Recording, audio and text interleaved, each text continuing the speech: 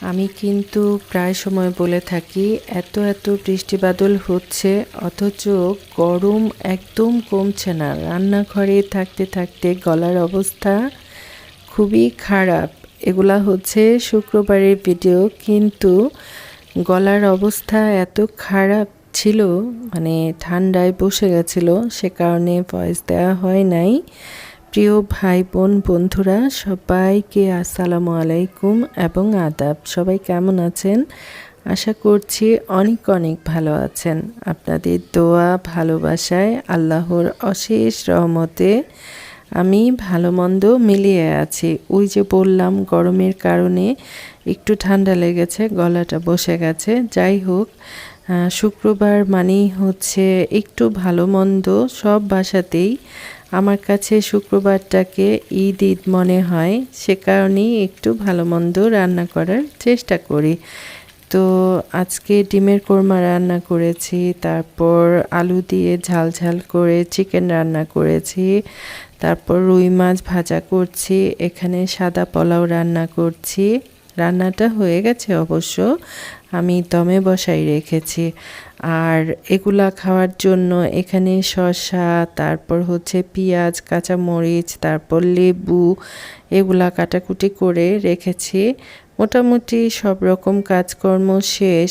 এখন হচ্ছে গোসল নামাজ এগুলা বাকি। তারপর একটু পেলা বাটি নিয়ে বাড়াবুড়ি করতে হবে, তারপর টেবিলে খাবারগুলা সার্ভ করতে হবে। হাঁড়ি পাতিল নিয়ে তো আর খাওয়া যায় না। অনেকে আমার কথা শুনে বুঝতে পারবেন আমার গলাটার কী অবস্থা।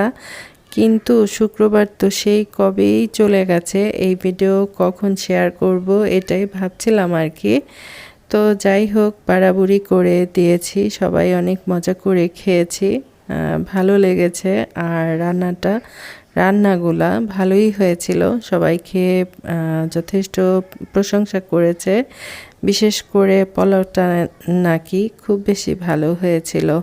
প্রিয় ভাই বোন বন্ধুরা যারা এখনও অবধি আমাকে দেখছেন অথচ একটা লাইক করতে ভুলে গেছেন, বিনীত অনুরোধ থাকবে অবশ্যই লাইক করবেন। আরেকটা কথা হচ্ছে, কেউ যদি আমাকে বন্ধু করে থাকেন অবশ্যই কমিউনিটিতে লেটার রাখবেন। আসলে এতবার বলা সত্ত্বেও দুই একজন কেউ যদি বন্ধু করে থাকে তারা এক কাজই বারবার করে, ভিডিওর নিচে কমেন্ট রেখে যায়। আর ওই যে সময় স্বল্পতার কারণে সেগুলো চেক করা হয় না, তারপর আবার কি করে সে বন্ধুটা উঠিয়ে নিয়ে যায়। তো যাই হোক, খাওয়া দাওয়া কাজকর্ম সবই শেষ। এখন বিকেলবেলা, এখন দই খাওয়ার পালা। দইটা অনেক বেশি মজা ছিল। এই দইটা আমাদের এখানের দই, তো মাশাল্লাহ খুব বেশি ভালো ছিল।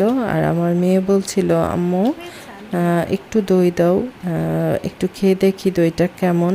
দই যদি টক মিষ্টি ফ্লেভারের হয়ে থাকে তাহলে কিন্তু খেতে ভালো লাগে। তো যাই হোক, তারপর কি করেছিলাম কয়েকদিন আগের ভিডিও এগুলা।